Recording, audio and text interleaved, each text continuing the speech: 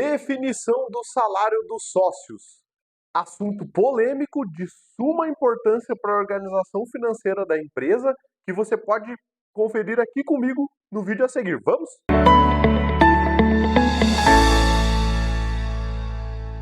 Como que a gente faz para definir o salário dos sócios? Antes de falar exatamente sobre isso, eu gostaria de falar da importância. Esse é um dos primeiros passos para que a gente possa, de fato, ter uma empresa organizada do ponto de vista financeiro e no qual muitas pequenas empresas esbarram, não conseguem fazer esse processo. Inclusive, nós temos um vídeo aqui que é bastante específico sobre esse processo de divisão das contas da pessoa física e da pessoa jurídica. Confere lá. Sobre essa definição, não existe nada escrito na pedra de como devemos fazer para definir o salário dos sócios ou do dono da empresa. Tá?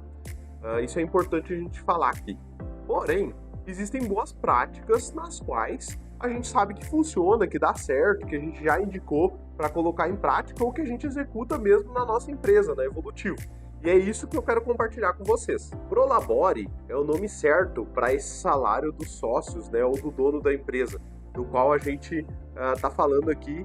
E ele é importante não só para definir uma espécie de limite, um freio, né, para o quanto a gente vai retirar de dinheiro de dentro da empresa por mês, mas também para garantir uma previsibilidade, saber o quanto que a empresa vai precisar honrar com essa pessoa que também é uma das trabalhadoras que está ali dentro executando a atividade da empresa, assim como todos os outros funcionários, certo? Então esse é um ponto muito importante para que a gente analise, né, essa necessidade de deixar isso estabelecido. Sabido isso, eu convido a fazer o seguinte exercício. Imagina que você, como gestor da empresa, executa as atividades de gerência da parte comercial, por exemplo. Um gestor comercial, um gerente comercial, ele tem um valor de salário médio de X reais numa empresa parecida com a sua, tá? Num setor parecido com o seu. Isso é fácil de buscar, tá, pessoal? É só ir ali dar uma pesquisada na internet que a gente encontra esse número, esse valor, né, de salário médio. Depois disso, a gente pode analisar, olhar para esse número e ver se ele de fato consegue se encaixar dentro da realidade da empresa. Para isso é bom que a gente já tenha, né, um bom controle das contas pregressas, ou seja, já saiba quanto que a empresa gasta em cada um dos setores, né? Ou tenha pelo menos uma ideia bastante consolidada disso para conseguir fazer uma boa definição, certo? Aí vem aquele pensamentinho ruim dentro da cabeça da gente, que ele é totalmente contrário a qualquer processo de organização, né?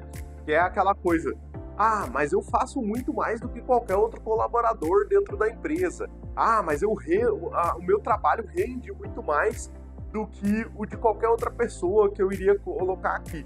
Tá, beleza, mas isso vai se refletir depois no principal método de remuneração que eu entendo que a empresa tem que oferecer a quem é dono, quem é proprietário do negócio, que é, de fato, a participação de lucros ao final de um determinado período. E eu vou falar mais um pouquinho sobre isso agora. E atenção agora para a principal mensagem do vídeo. Nós entendemos que a forma mais adequada de remunerar os sócios seja através de algo variável baseado no resultado da empresa. Trocando em miúdos, deixando isso um pouco mais claro.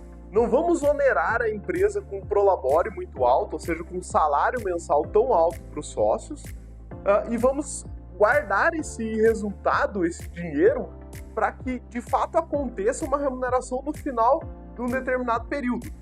E assim, qual que é a parte triste disso? É que normalmente nos 3 primeiros anos de empresa, de fato isso não é possível, tá? Porque não é possível fazer uma participação de lucro, uma retirada no final de um determinado período, porque a empresa está em fase de maturação e até mesmo de reinvestimento para que ela alcance um corpo financeiro e de atividade um pouco mais robusto, certo? Isso não é uma notícia muito fácil, não é uma informação muito tranquila de digerir, porque a gente normalmente tem uma expectativa alta com relação a isso quando nos tornamos empresários.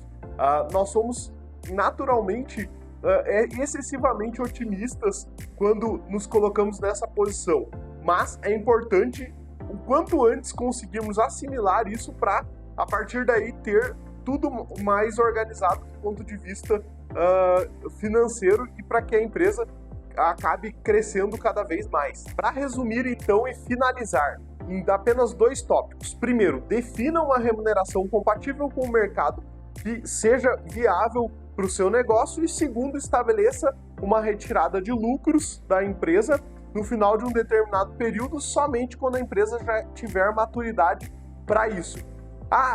Pode ser que fique uma dúvida, quando que a empresa vai ter maturidade para isso? Quando ela já tiver capital de giro suficiente próprio, né? E quando ela já tiver uma reserva financeira, uma reserva de caixa suficiente para um determinado período sem faturamento, por exemplo, que garanta a sobrevivência da empresa, ok? Se tiver mais dúvidas sobre esse assunto, entre em contato conosco da Evolutivo que nós podemos lhe ajudar, beleza?